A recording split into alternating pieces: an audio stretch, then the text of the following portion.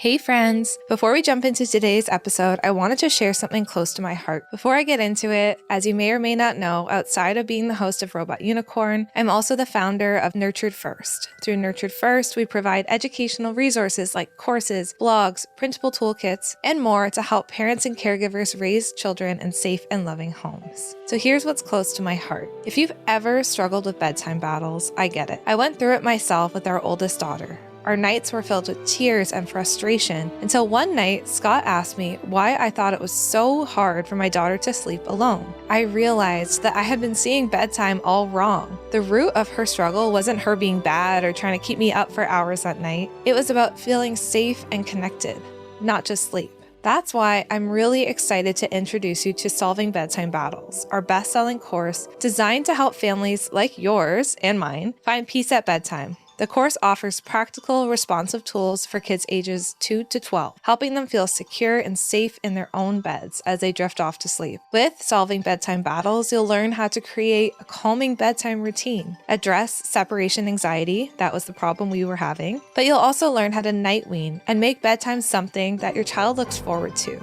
It's helped thousands of families turn bedtime from a struggle into a soothing and restful time. You can find the course by heading to the link in the show notes. We've also given you a special code since you're a podcast listener, which is Robot Unicorn. Use this code to save 10% on your purchase. Let us help you make bedtime a more peaceful and loving part of your day. Okay, let's head to the show now.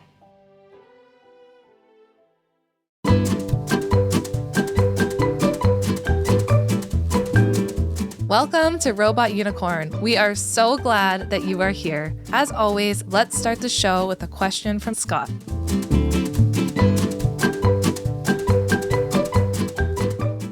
Well, this episode, maybe we should have planned this out a little better. Should have been launched the week of Valentine's Day, but we're talking about love this week, and it's going to launch like 3 or 4 weeks after Valentine's Day, but that's okay. You can remember to love each other after Valentine's Day. Love is not a trendy one day of the year thing. It's not a consumer holiday, is that what you're saying to me? That's probably why we forgot, because neither of us actually celebrate Valentine's Day, so we probably just weren't thinking about it. Yep. Okay, well, we talked about this for a while. I feel like it's maybe going to be slightly controversial to some listeners. I don't know. We'll see. But also, over the past couple weeks, I've been going back to my dad's house and looking at photos of things from my childhood. And one thing I remember vividly is hearing about how important the 5 love languages are. And I used to always think, like, that doesn't make any sense to me, that every person just has 5 love languages and that's it.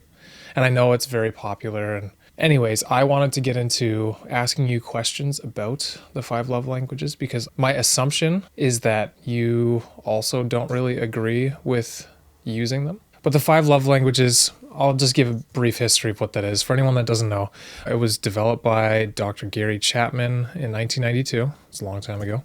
He, I think, was a Baptist preacher. And it's just based on his anecdotal counseling experiences. He saw that, according to him, people had these 5 distinct love languages that they felt most loved through. And those 5 primary ways are words of affirmation, or like praising someone verbally, quality time, so focused attention on someone, spending time with them, receiving gifts, so like a symbolic token of your love, acts of service, so doing things that are helpful and like in service to someone else, and physical touch, which I think that's self-explanatory. And the whole point of, I guess, the book, it's a book, or is it more than just that? It's a book. There's a children's book, same kind of thing, 5 love languages for kids. And then I think there's workbooks and additional material type of stuff. So the emphasis is on finding and responding to, let's say for you, I need to find what your love language is, and then use that to show you that I love you.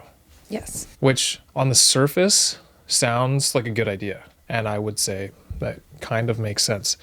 The only problem I have is that it basically, to me, it sounds like you're boxing people into, you're like, one of these is your love language that you desperately need to feel loved. Mm-hmm. And the reason why I was thinking about that, so going back to me looking at photos and things from when I was a kid, this was like the thing that we were supposed to do. We were supposed to find our partner's love language.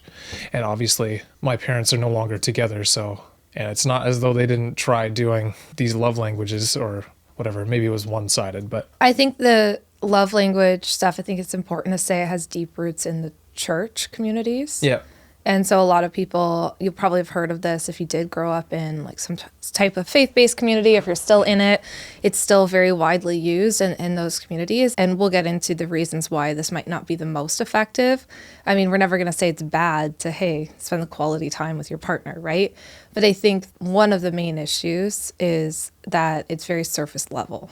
Yeah. And people like, let's say, your parents or even maybe people trying to use this on their kids, they might box you in to say, okay, well, your love language is words of affirmation, right? Without going any deeper. So then if I'm saying to you all the time, Scott, my love language is words of affirmation. But in reality, maybe I'm a really anxious person who has deep social anxiety or deep anxiety. And now I'm asking you to give me words of affirmation. That's not. Tell me I'm okay. Tell me I'm okay. Tell me I'm good. Tell me all these things. And I'm telling you that's my love language. But on the deeper level, there's so much more going on. And I think this book, and the reason why maybe we both feel passionate about this, is because it was kind of used in our lives as maybe like a gold standard of how to treat your partner.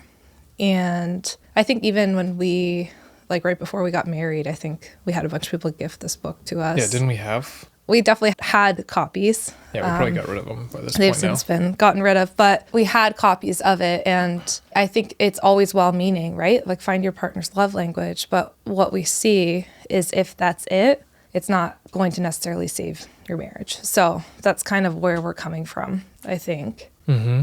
Okay, I guess I want to back up. And the reason I'm skeptical of this is mostly because it's packaged like way too neatly. And maybe I just see that with what we do and like some of the people that we compete with. It's almost like the easier you make it seem to reach this ideal, the more money you can make. Yes. It's why we try not to do that. It's so much easier for me to say, if you find my one love language and you just start doing that thing, our partnership is no longer going to be in struggle. If you find your child's love language, then you're no longer going to have any behavior that you don't want to see because your child is going to feel so loved. And I think the reason that you and I both have feelings towards this is we've both seen partnerships where they've had this book, and not to just only pick on this book, that's what this topic is, but like anything that's black and white, right? And it's like, okay, well, I've read the book and I've decided that my love language is gifts, for example. And now because I've decided that that's my love language, that's how I feel the most seen in my partnership, I'm now expecting my partner to get me gifts. So now the partner's like, okay, I guess I got to get my partner flowers all the time or chocolate or little gifts. And so then they try doing that and then the issue is still not being fixed. And it's like, well, I'm speaking your love language. I'm doing what you want me to do. And I think the majority of the time our issues in relationships are so much more complex than just, you have to start getting me gifts so I feel seen. Yeah. Now, have you seen this play out in therapy sessions before? Yes. So prior to having kids, or maybe kind of at the start of having kids, I did a lot of work with different churches and people who were in the church or maybe coming out of the church. And I would say that this was brought up a lot, like this specific concept. And again, I'm not saying it's all bad, like quality time. Yeah, we all need to spend quality time with each other, right? Like nothing in there is bad. Acts of service, words of affirmation, like all of that makes sense and can be helpful maybe as a starting point. So I want to be careful to just, say everything is awful in there. Right. So it's almost like a conversation starter rather than the ultimate end goal of relationship. Mm-hmm. I think if you're looking at the book as like a conversation starter for, hey, how can I maybe show I care about this person? Maybe it's a nice starting point. But I think what would often happen is that people would have these deeper, complex struggles in their relationship, right? So I'll give an example of like, let's say their sexual relationship wasn't working, but then the partner goes, well, my love language is physical touch. So, I need you to have sex with me more often because that's my love language. Well, now we have a partner who's having a very difficult time with their sexual relationship. And then the other partner saying, well, this is the only way I feel your love, which that's a whole maybe other separate issue that the only way you feel the love is through sex. And now we have a partner being pressured to have sex. Yeah. So, that is one true example, but many variations of that I would see. And then I think because as humans, we love rules and we love structure, and a lot of people were given this book to read, right? And as a way to resolve their marriage, then they get really stuck on it. Or the partner, let's say one person, I was talking about this words of affirmation. I saw this over and over. If I say my love language is words of affirmation, and maybe there's a point in our marriage where I would have even said that as an anxious person. I don't know, like maybe early on. Yeah, maybe. I feel like you have used it more as a joke. Yeah, I think early on I kind of saw through this, but I think when we first got the book, I was like, okay, I'll read it, I'll check it out. But again, the words of affirmation, like, do you need words of affirmation, or are you feeling not properly attached to your partner? And is there some anxious attachment going on here, right? Like, what's the deeper struggle? Because we shouldn't need our partner to constantly say, I love you, I love you, I love you, I love you. You're the best partner in the world over and over again, right? That shows me that there's some anxious attachment. So again, it's not deep enough. And then we get stuck on trying to resolve deep marital issues on a surface level, and it doesn't work. And then they eventually come see a therapist who wants to help them get to the deeper level or not.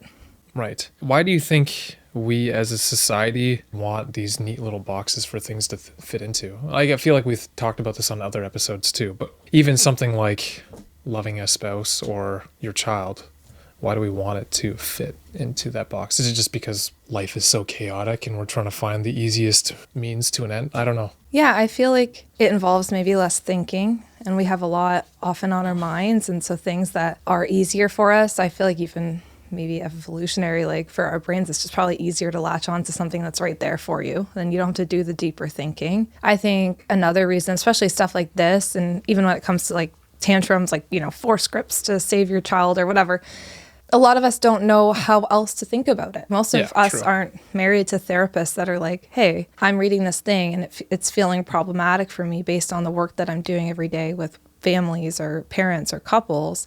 So let's talk about why I think this is problematic and why this probably won't work for our marriage. I mean, the majority of people, that's not their career. And you've changed my mind on a lot of things. Yeah. That's just because you have that educational, like you have the understanding of it. You spent your life trying to understand it. Yeah. So if that wasn't my life's work, I probably would read something like that and be like, oh yeah, that makes sense enough. And I think the other thing is, I mean, with everything, this is even with, conspiracy theories and stuff, if there's enough truth to something, it just seems like it makes sense. Yeah. I was going to ask you about, like, are there any parallels between something that's overly simplistic, like the 5 love languages, and actual research that's been done on relationships? I mean, I would say yes. It's not like I have all the research out in front of me right now. I think you did some research, so you might have some that you can reference. But I think about, let's say, the quality time that we spend together, right? So one thing that we know for sure that makes sense is that we need to spend quality time in relationship in order to have a thriving relationship. That's logical. You don't spend any time with someone, then you're not going to have a deepened relationship. But simply saying I need quality time with you and deeply evaluating what it means to have quality time together are 2 very separate things. Mm-hmm. I also think often we don't know ourselves as well as we think we do. I don't know if that makes sense. Yeah.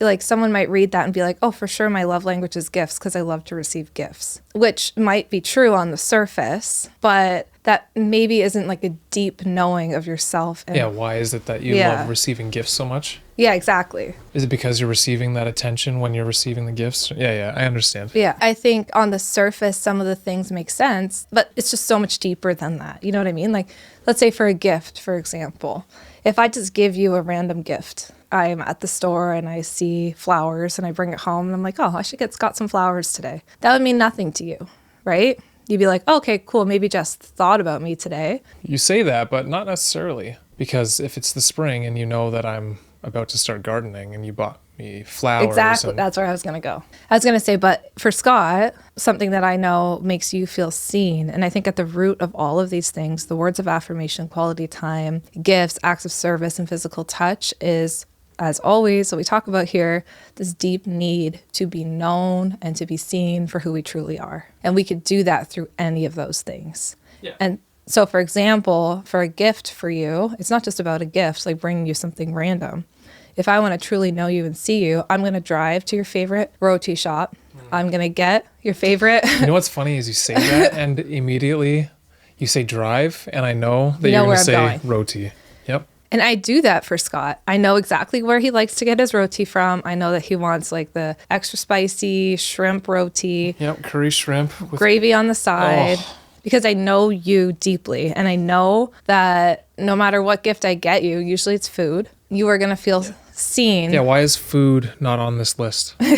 Right, exactly. Like there's so many ways we show love. And like, again, this is a neat box, but I truly don't believe that any one of us who are truly self-reflective fit only in one of those categories. Well, doesn't the book say you have one main love language, but it's not necessarily that's your only love language? Right. But still, even one main love language. I would say our main love language is to feel deeply seen and understood. And then the way that we do that, maybe it's one of those 5, maybe it's totally different. Maybe it's through food, like you said. There's so many ways that we can show our love to each other.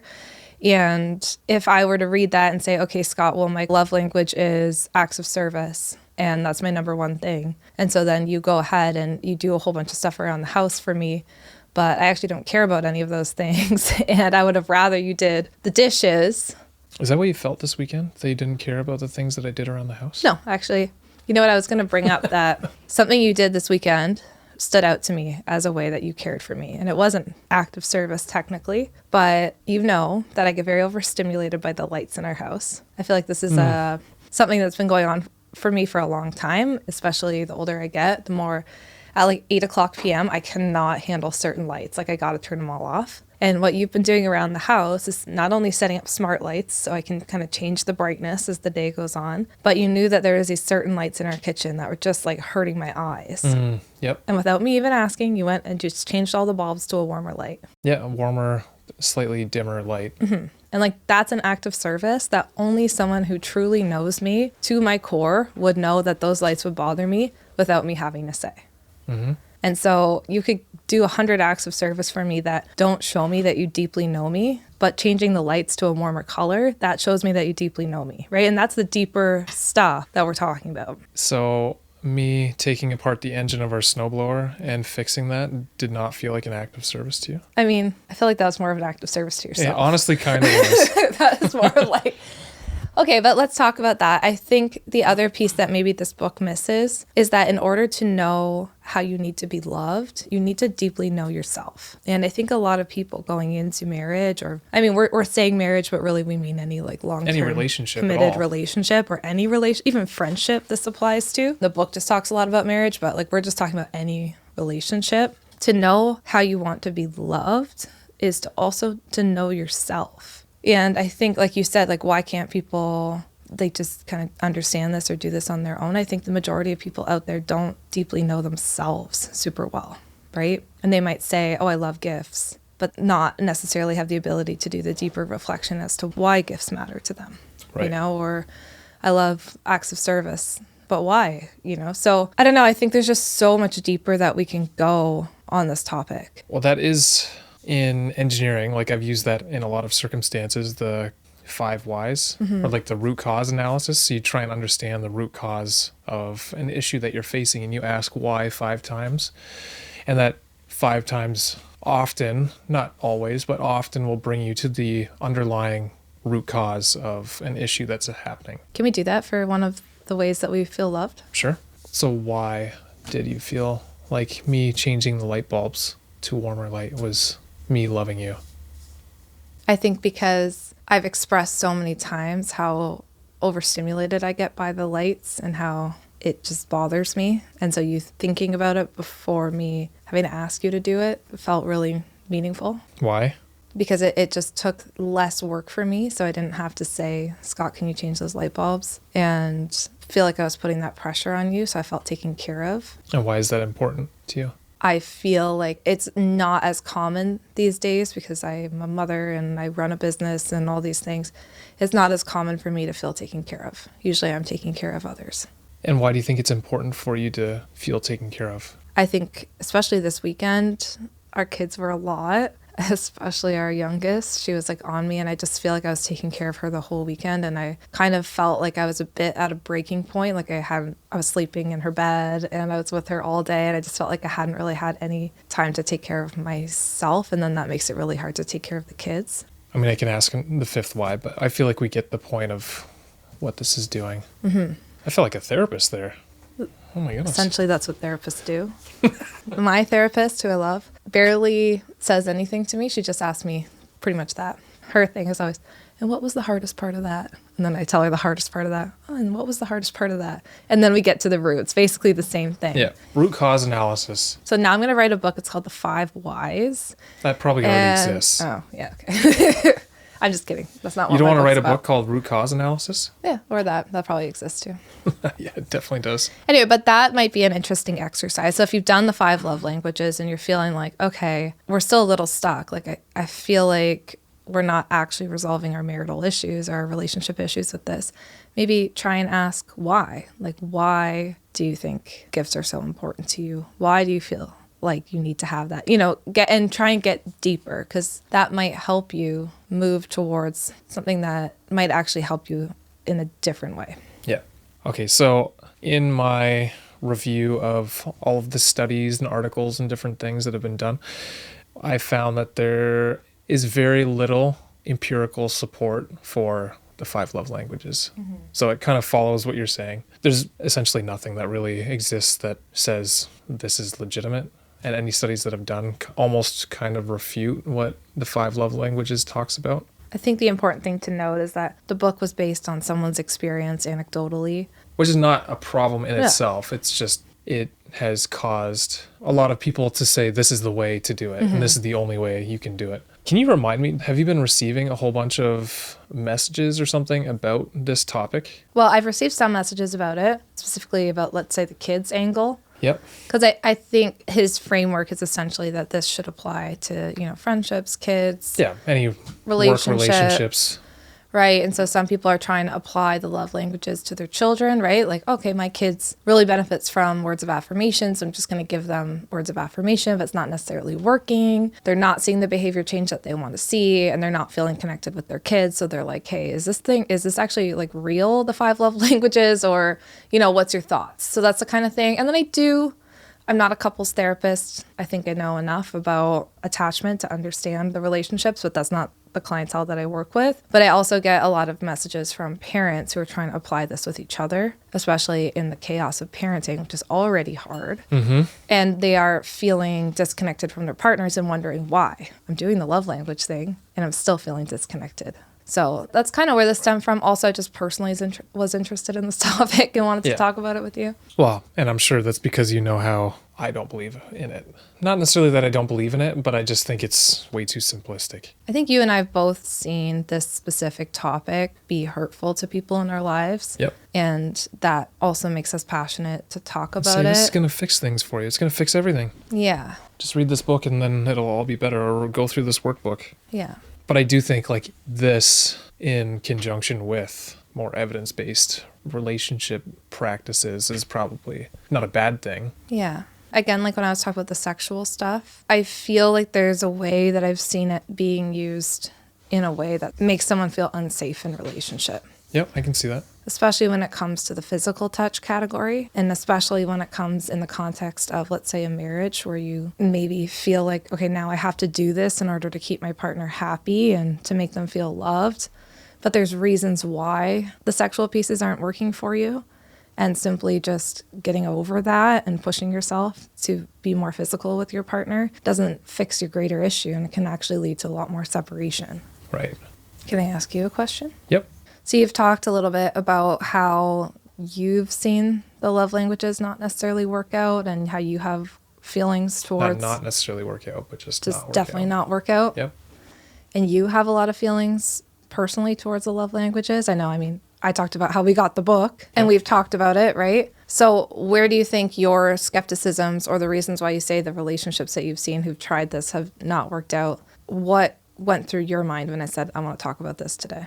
Didn't I originally say I'm going to get us canceled because I feel so strongly about... Yeah, but I want to hear your strong opinions. I feel like you've just been asking me, but I think people want to hear from you too.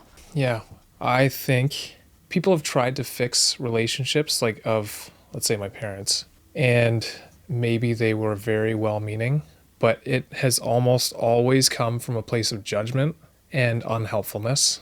And I don't know. I've found that most of the time, rather than the person who's trying to help try and build a relationship and like try and help guide someone, like, hey, maybe see like a therapist and talk about these things rather than do the 5 level. I feel like it's easy to just buy a book. Here, this will fix it for you. Now I've helped.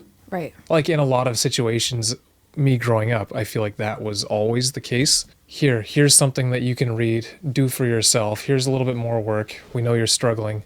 This is going to fix it for you. And then they feel better about themselves for having helped. Meanwhile, what they're providing you is clearly a bunch of bullshit that's made in order for this person to make a boatload of money. And there's no, well, that's exactly what it is. It's people like the person who created it. Maybe they're great intentions at the beginning, but it clearly became their sole focus was just to make as much money as possible. And in the process, hurting a lot of families who think now, well, this is, especially I think in the Christian community where this is rooted in, if you have a Christian author who's writing this, who says they're a pastor, you know, I think you immediately just... You trust it. Yeah, they just trust that this person has the best intentions. There's too many. I don't even know if I want to name drop the other person that everyone loves that I also think does the exact same thing. Save that for another podcast. We can do another one. But there's on that. another big person that I know a lot of family members and people that we know love. And I think his only goal in life is to make as many millions of dollars as he possibly can off of people's trust of him. Yeah. So it's another person that, You can guess who it is. You can let us know. I'm sure people know who I'm talking about, but here's the thing, and I think this is why we feel so passionate and we want to bring to light people or books, or when we talk about, you know, like 4 scripts to fit all for toddler tantrums, like I feel like you and I bring these topics up a lot because we're also in the business of sharing information and tools and stuff like that, right? And I think we always have this ethical desire in the back of our heads of, it would be so easy to say, here's 5 ways to solve your problem, and that's all you need. And if you just do these 5 things, everything will be better for you. And we can see that you can make a lot of money doing that, right? And I think anyone who comes out confidently and just says, hey, look, I've worked with lots of couples, even though I don't think he had training as a couples therapist, as far as everything I've read. Might have to fact check me on that, but I was doing some reading as well, and that's what I was reading. You know, so here's my work as a pastor with couples, and here's 5 things, and now if you go and do those things, your relationship will be fixed.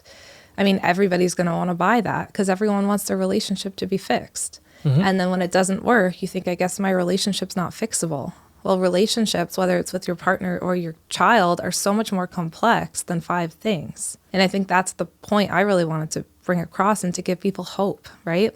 Like if you have done this book or anything that's just like so simple and you think that this will fix my marriage, in a relationship, you have 2 people with complex history, life experiences, attachment with their own parents, all of these things that bring you up to the point where now you're in a relationship with someone. And your old wounds will likely come back out, and they won't be resolved by having more physical touch or changing the light bulbs, right? Like these deeper wounds that we have in relationships need a lot more work and tending to, and it's hard and messy sometimes, but that's how you actually strengthen your relationship and come out of it on the other side. Yeah.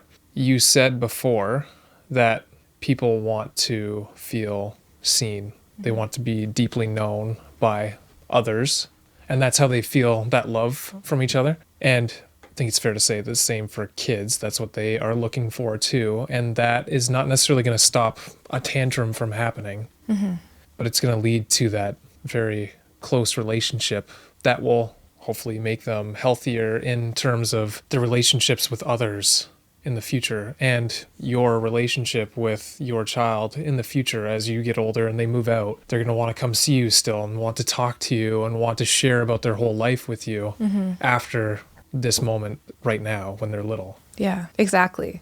So if we only focus on, for our kids, well, here's the 5 things to say or something during a tantrum, but we're not focusing on the deeper issue, which is developing a relationship where you're able to make your kid feel so deeply seen and known by you that they want to keep coming back to you, not only when they have tantrums, they're melting down, but when they're tweens and they're having a hard time, teens all the way into adulthood, because they know their parent is going to deeply see them and they can have this authentic relationship, right? Like that's the deeper work that we want to do and that Scott and I are trying to talk about throughout this podcast. And I think it's the same thing in relationships, right? Like you could tell me, Jess, my love language is gifts and physical touch. And I could give you all the gifts and physical touch that you wanted to. But yeah, well, I could, but I'm not going to. But if you, Scott, never did the deeper work to reflect on why do you have trust issues? You know, why do you, like this is some of the stuff that you had to do, right? So that we could have a deep and meaningful relationship.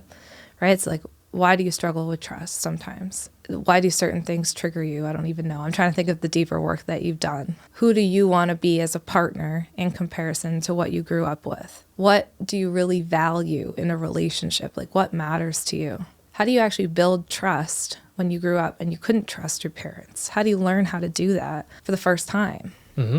And only after you are able to do some of those really hard and messy things could we have like a deep connected relationship, right? Where let's say you never did that work. You never did the work to be like, obviously I'm going to struggle with trust because I couldn't trust the person who I was supposed to trust growing up.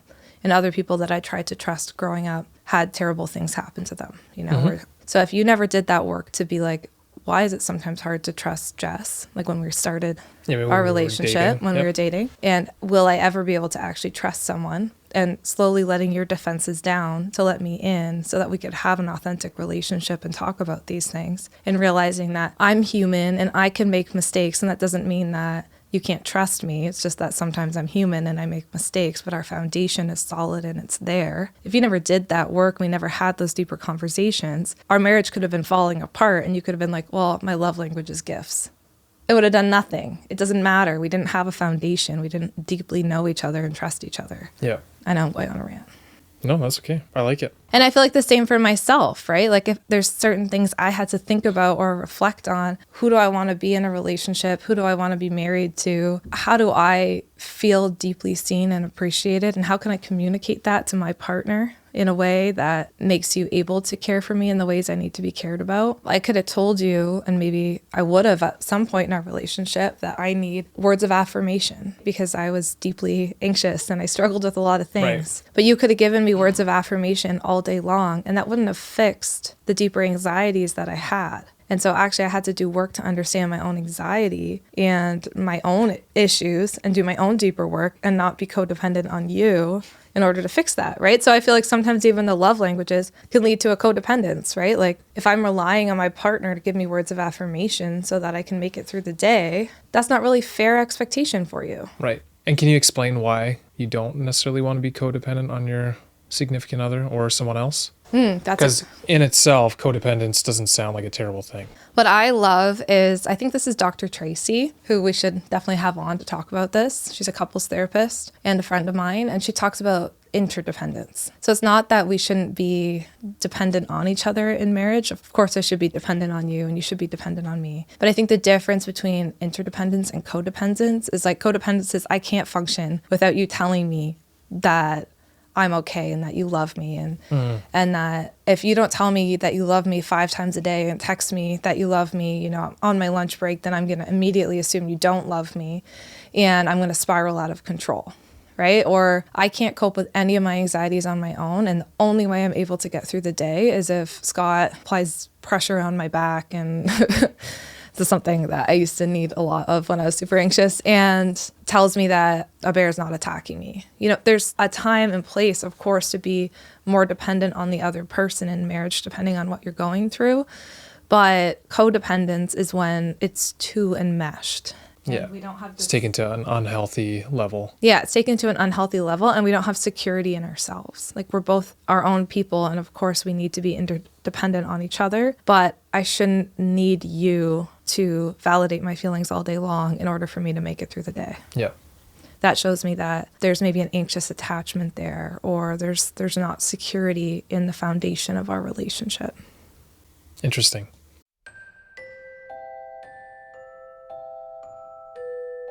Hey friends, just interrupting the episode for a minute just to talk to you about bedtime. If bedtime is a struggle in your home, I want you to know that I totally get it. For years, we struggled with bedtime, and that's because we were looking at it all wrong. We were looking at bedtime stalling and protesting as something that our daughter was doing that was wrong or bad. But we were missing that at the core of the bedtime battles that we were having a separation struggle, and we needed to look at it from a new lens. Our course, Solving Bedtime Battles, is designed to address sleep challenges like separation anxiety, coming out of bed, and bedtime tantrums in a way that brings you closer to your child. You'll find everything you need, video lessons, and a complete PDF script of the course so you can learn and implement strategies in a way that suits your life. We know there's no one-size-fits-all approach to all of bedtime struggles. I can't wait to help you create a more peaceful routine and have more restful nights for your entire family. The course is meant for kids ages 2 to 12. If you want to learn more about solving bedtime battles, head to the link in the show notes, and if you decide that you want to purchase it, use the code ROBOTUNICORN, all one word, no spaces, ROBOTUNICORN, to save 10%. Let's make bedtime a time of peace and rest together. All right, back to the show. What would you say to a person on YouTube watching? Because we seem to get a certain type of comment from YouTube. What would you say to the skeptic on YouTube who, after listening to this whole episode, says, Jess and Scott, you're overcomplicating things now. So you're saying that the 5 love languages is oversimplifying, and now you're overcomplicating, because not everything has to be that deep. Sometimes it can just be as simple as giving your spouse a gift. Right, sure. Give your spouse a gift. That's a great idea. I still buy you rotis, right? Because I know that makes you feel... Technically, roti is also plural. Oh, sorry. Roti. Because that makes you feel deeply seen and known. I think the foundation is the same, right? We need to feel deeply seen and known, and like we can trust our partner. That's the foundation. And I think trust in this case is actually more important than love. And I know that might be controversial, and that's coming from me. But you can have all the love in the world, but if you're not able to trust each other... What's the difference? Right, well, it maybe depends how you define love. Yeah. Right? Like, I feel like people will say, I love you, and then they'll do things that are not trustworthy, right? Right. In relationships, especially ones that are really struggling, right? So you might say, I love you so much. Like, you mean the world to me. You're the most beautiful person in the whole wide world. Like, I would do anything for you. And then meanwhile, you're DMing random people online, right? That's not love. And you don't have trust. So I think in order to build like a really secure, solid foundation in your relationship, you actually have to have trust. And trust comes with repeated exposures to that person showing you that they're worthy of trust. So it's repeated times where you show up for me and help me with the thing I need help with, or you comfort me, or you make the decision that's in the best interest of our relationship versus in your own personal best interest, right? Trust comes in those moments when I say, hey, Scott, I want to have coffee together. And you say, okay, let's go do it. And we sit together and have a chat. So it comes in accepting what Gottman, who has great research, like Dr. John Gottman, called bids for connection. A bid for connection comes from any time when I try and connect with you, right? And there's many different ways that you can try and connect, and you accept that bid and you come into relationship with me, right? And repeated times of me trying to bid for your connection and you accepting that bid and coming back teaches me that I can trust you. And it's the same with friends.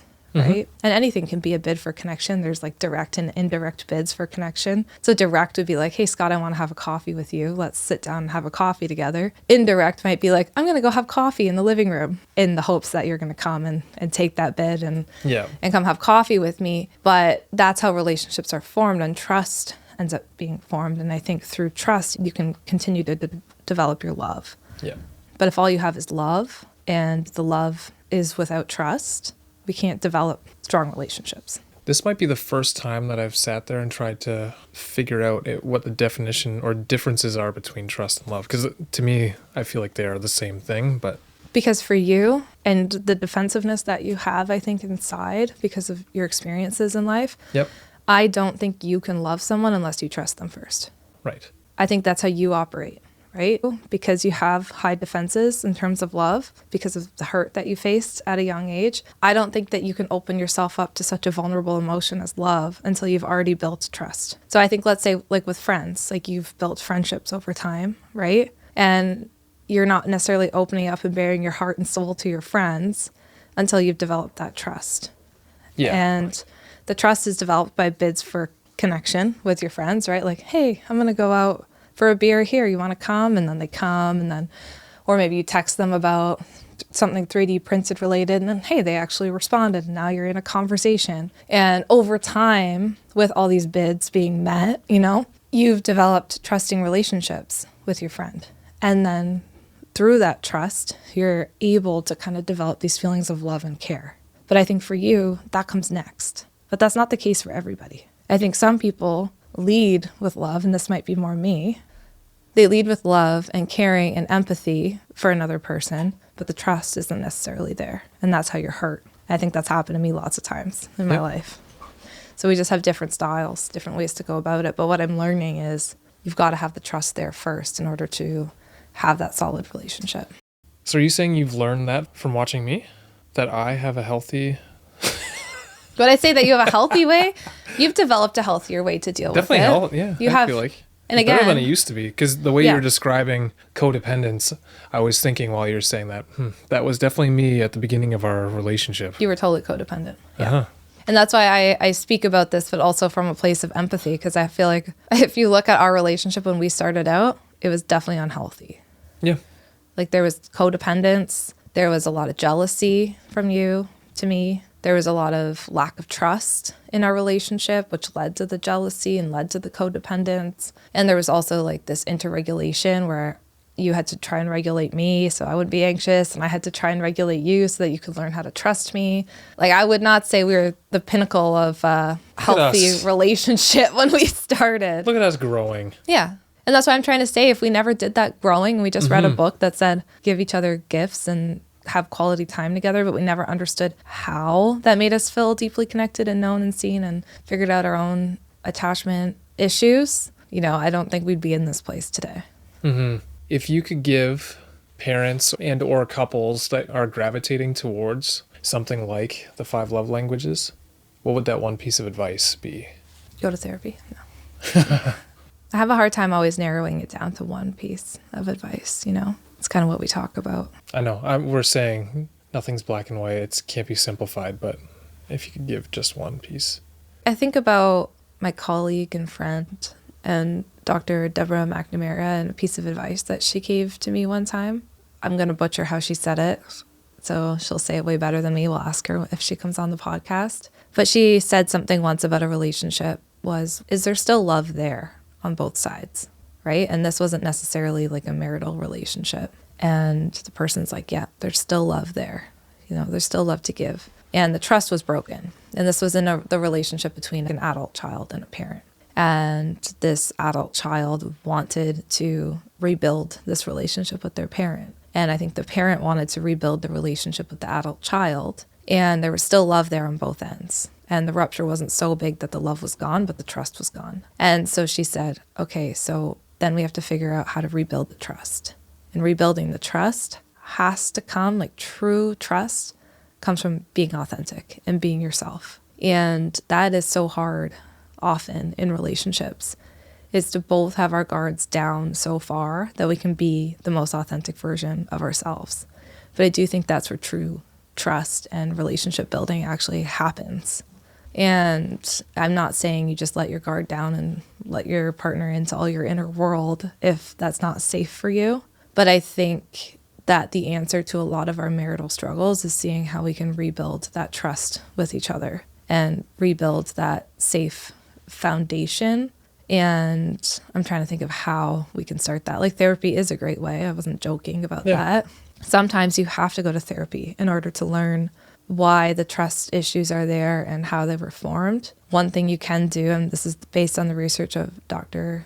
John Gottman, is if there is a bid for connection from your partner, maybe see how you can respond to that bid for connection, right? So if your partner is asking you to have coffee with them, like maybe you can sit and have coffee. And maybe in return, you can have a bid for connection back to them. and start to slowly have those bids. And whether that's in a friendship or a parent-child relationship or a relationship between partners, maybe you can start to have that kind of give and take of bids back and forth, and even having that conversation of being like, hey, we want to rebuild the trust. And how does that start?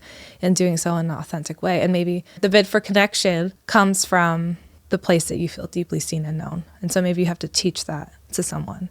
Yep. Right? So if you feel, we'll go back to your roti scenario, before I knew that that would be a way that you felt loved by me, is if I went out of my way, let's say on a Saturday, I go out of my way to pick up this roti from the special shop that's 30 minutes from our house, and I know you love it, and I bring it home. But before I knew that about you, maybe you would have just said, hey, Jess, you want to go on a drive? I love this place for roti. I think you did.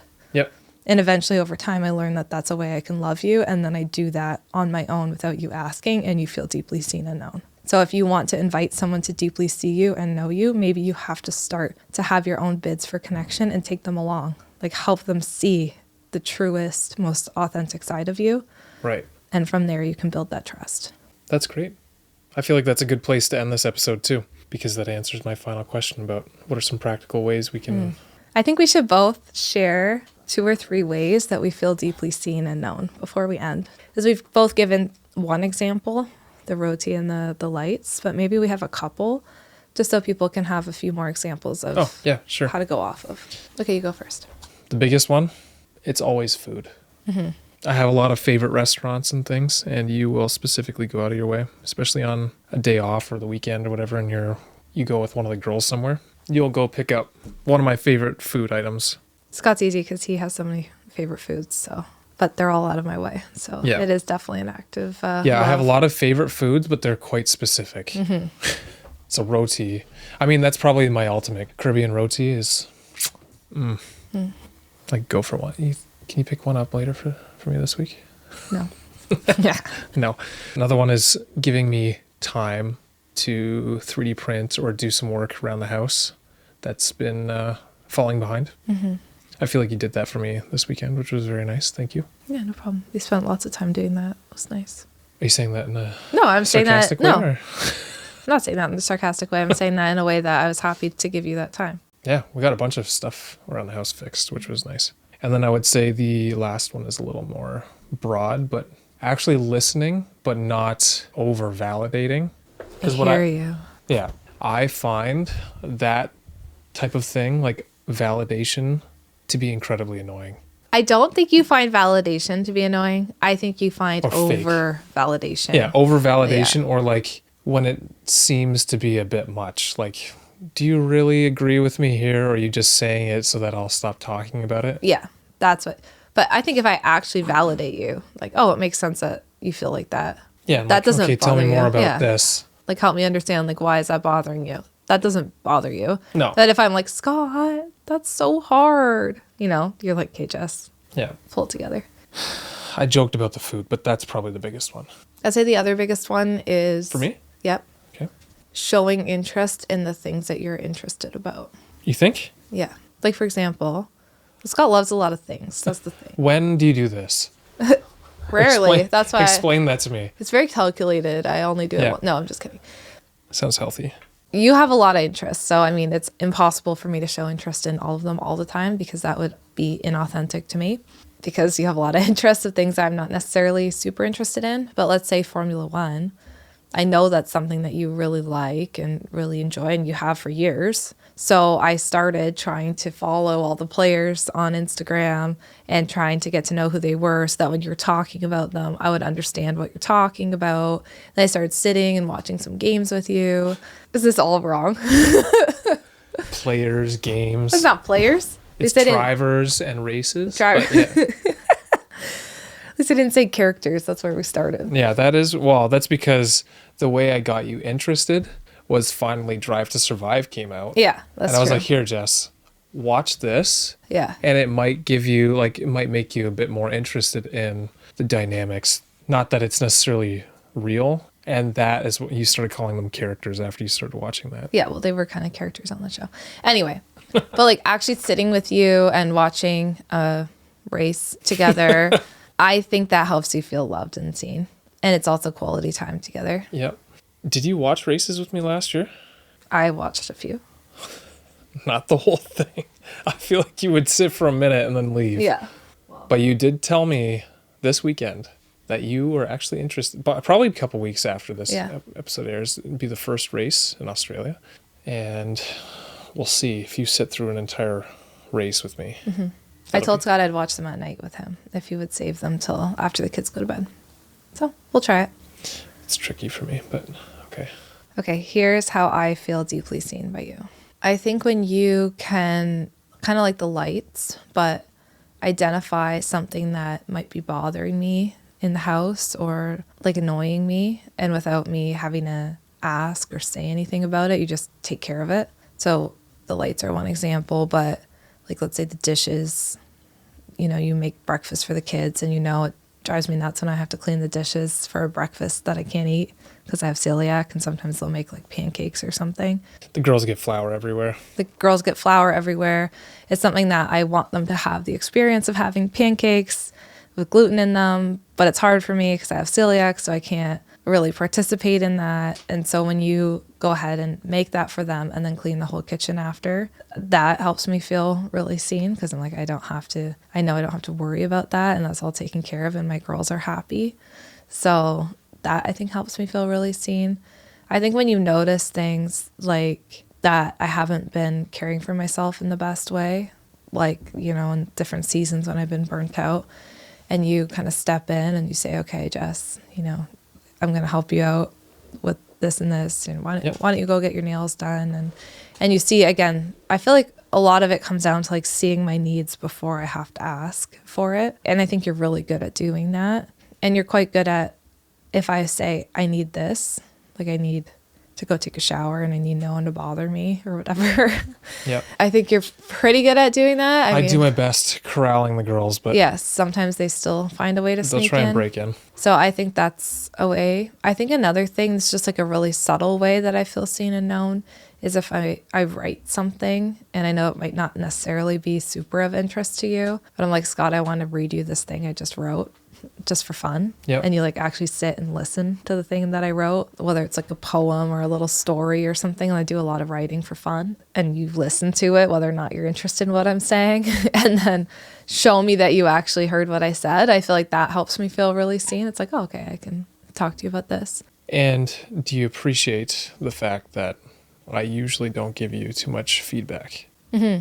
That's something I think you've learned over time. Mm-hmm. I think, you know, Scott's a skeptic. And so I think for a time there, it's like I would try and tell you something that was like on my heart or read you something, then you just immediately have like a skeptical feedback to it. Yep. And that really messed with my head and made me feel like I didn't want to share everything with you because I'm like, I don't necessarily want feedback. I just want you to hear what I have done. Well, and at the time, I think I saw it because there were others that were doing the same thing to you, and it was making things worse for you.